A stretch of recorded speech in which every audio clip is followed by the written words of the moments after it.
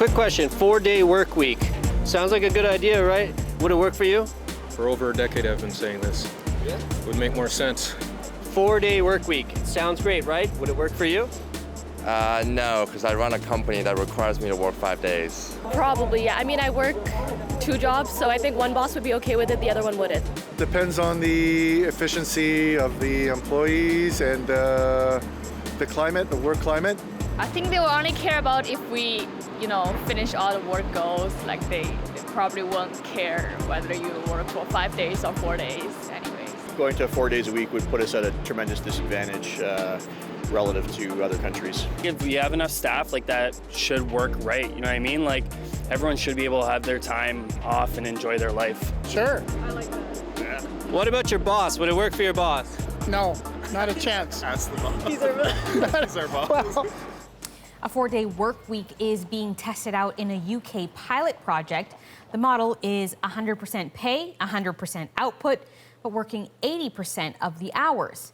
And halfway through that pilot, 86% of the companies taking part say it's working for them. So how did they do it? And could a 4-day work week work for you? Maureen Juniper is a co-founder and partner with Praxis, a public relations company who's implementing a 4-day work week starting in October. She joins us from Milton, Ontario. And in Vancouver, Megan Smith is SAP Canada's Vice President and Head of HR for North America. Hi to both of you. Thanks for being with us. Hello, thanks for having us. Maureen, I'll start with you because you are bringing in the 4-day work week. Why did you decide to do it?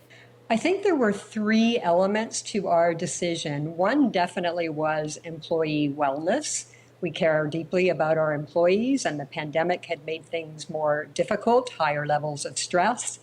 We also recognized that there was an opportunity, if we had happier employees, that we could potentially bring even better service to our clients, better problem solving, improved creativity, those kinds of benefits. And then finally, we wanted to improve our business. So we see it as a business improvement strategy, and we've been working with 4-Day Week Global now for months, preparing to start the trial. What's the reaction been from staff?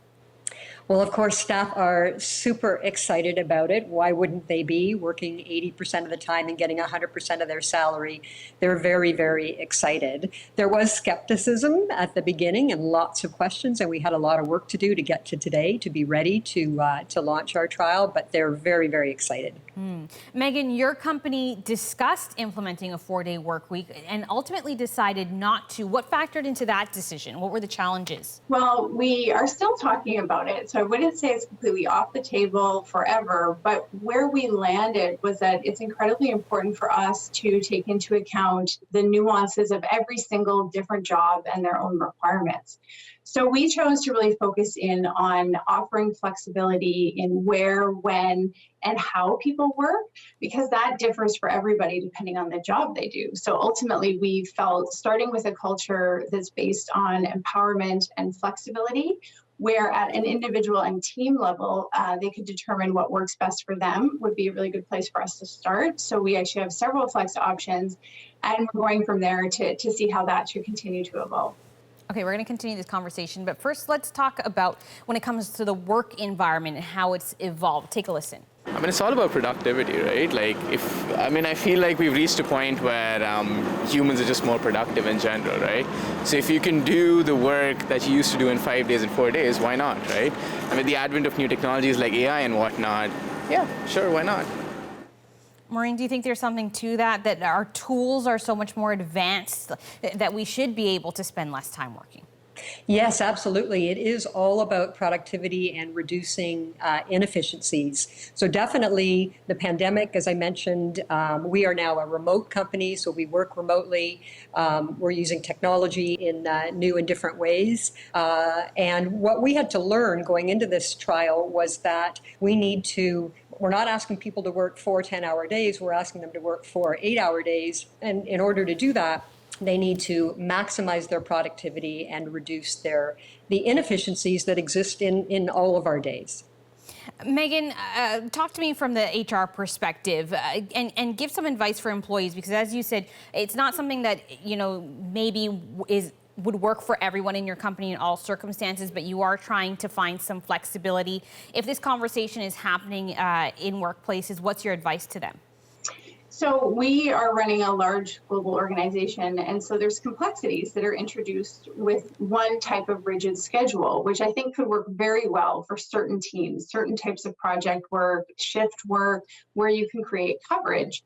But I would say some people have roles where they want to be able to make sure they can get to that call with a customer to close a deal, or some people are serving needs of people who are working 5 days a week. So it's not quite so simple for everybody to go to one type of schedule. So this is where I would say it's great to start a conversation with your team, with your manager, to say what are the opportunities for flexibility given the type of work that we are doing. And as long as we can have that kind of co-creation process where both teams and the business can understand how do we jointly get the best outcomes. And certainly it does require, some principles that we all understand. The happier and healthier employees are, the more productive and successful our businesses will be. Maureen, there is one big question here that businesses may be asking themselves, and that is, how do you justify keeping salaries the same when people are working less time? Because this is not about a compressed week where we say 4 days and you're working 10 hours or 12 hours. We're saying 4 days and less hours over the whole week, 8 hours a day. How do you justify that? The goal of it is to do the same job for a reduced amount of time, and to be able to do that, we need to take out those inefficiencies and maximize productivity. The catch on their part is we need to ask them for 100% productivity, and our employees are very driven to deliver that. It seems like that is good incentive. Okay, we did ask on Instagram what people thought about this. Let's take a look at our poll. 82% said they want a 4-day work week, but how do you make sure that employees aren't burning out? To your point about making sure you're doing the productivity of 5 days within 4 days, Maureen, how do you ensure that?